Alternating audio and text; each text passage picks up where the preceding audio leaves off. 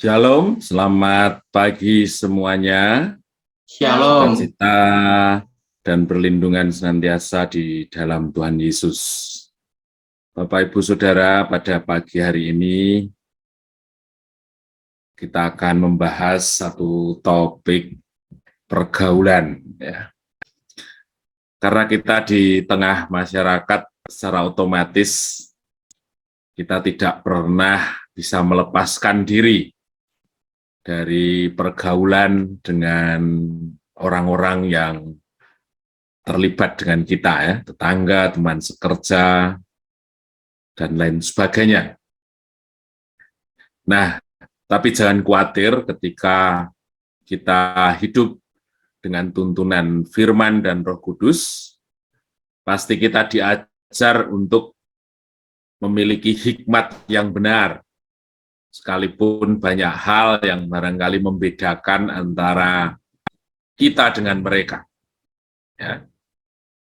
Misalnya di kampung kami itu kerja bakti tiap hari Minggu, ya, sudah sejak dulu, sehingga ya pasti nggak mungkin kita datang kerja bakti absen di gereja, begitu kan.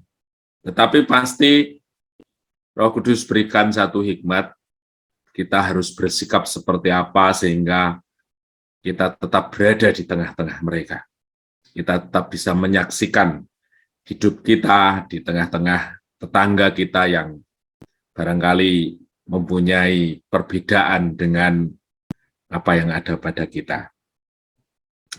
Nah, perlu diketahui bahwa sesungguhnya pergaulan itu ada hal yang pasti terjadi, bahwa kita dipengaruhi oleh lingkungan, sistem, atau komunitas kita berada, atau justru kitalah yang mempengaruhi.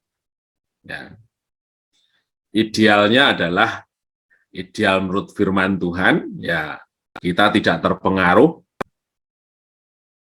Firman Tuhan yang pada dasarnya tentu berbeda dari sikap dunia ini, itu begitu kuat di dalam diri orang percaya,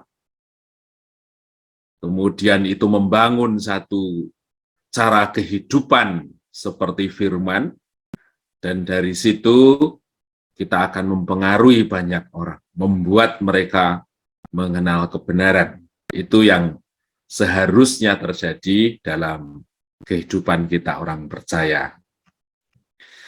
Nah, kita akan melihat ya bagaimana bahwa kehendak firman kita harus berbeda dari dunia ini. Dalam satu kondisi yang normal, yaitu kita hidup benar sebagai orang percaya, kita pasti berbeda dengan orang-orang yang tidak mengenal Kristus. Kita harus berbeda dari orang-orang yang tidak mengenal Kristus. Cara berpikir kita, gaya hidup kita, cara bergaul kita, cara menyampaikan suatu, itu pasti berbeda dari cara hidup orang-orang yang tidak mengenal Tuhan. Nah, pertanyaan bagi kita adalah, apakah kita benar-benar berbeda? Ada yang perbedaannya masih kecil, tapi ada yang perbedaannya masih mencolok, dalam arti ketika kita hidup benar dengan firman, ya perbedaannya itu akan semakin terlihat jelas. Ya. Ketika kita masih seringkali samar-samar, tidak berani secara ekstrim. Arti kata ekstrim tentu bukan kita membuat berbeda 100%, sehingga kita menolak setiap gaya hidup yang benar di tengah-tengah mereka, gitu ya. Tapi kita sering kadang-kadang masih ya ikut-ikutan gitu, ya itu perlu kita tingkatkan lagi untuk kita sungguh-sungguh memahami firman dan mengusahakan untuk menerapkan dalam kehidupan kita. Ya. Perbedaan itu bisa kita lihat dari konsep hidup kita. Di dunia ini, orang mempersiapkan dirinya atau mengarahkan dirinya pada satu cara hidup untuk mengejar hal-hal yang materi, gitu ya, sampai mengalahkan nilai-nilai kebenaran. Kalau perlu bohong, ya, untuk menampilkan dirinya yang dipandang orang, wah hebat, ya, dalam perilaku, dalam kejujuran, dalam komitmen, ya. Itu tentu perbedaan itu pasti dikenal orang antara orang yang percaya dan orang yang di luar Kristus. Jadi bagaimana caranya kita terus menyatakan diri kita berbeda, ya kita harus selalu memotivasi diri kita bahwa firman Tuhan katakan kita adalah imam-imam dan raja-raja bagi Tuhan. Ya. Kita adalah orang percaya di dalam perjanjian baru, di mana Roh Allah tinggal dalam hidup kita. Kita punya materi Allah di dalam diri kita yang membuat kita hidup di dalam terang. Itulah yang memastikan kita berbeda dari banyak orang. Kemudian yang berikutnya, firman juga mengatakan bahwa kita mesti aktif untuk hadir, untuk berperan, untuk mengubah, untuk berkontribusi, ya, untuk memberikan nilai bagi banyak orang. Ya. Di Matius 5 ayat 13-14, firman Tuhan mengatakan bahwa kita sebagai garam dan terang. Artinya garam itu yang menghasilkan rasa asin.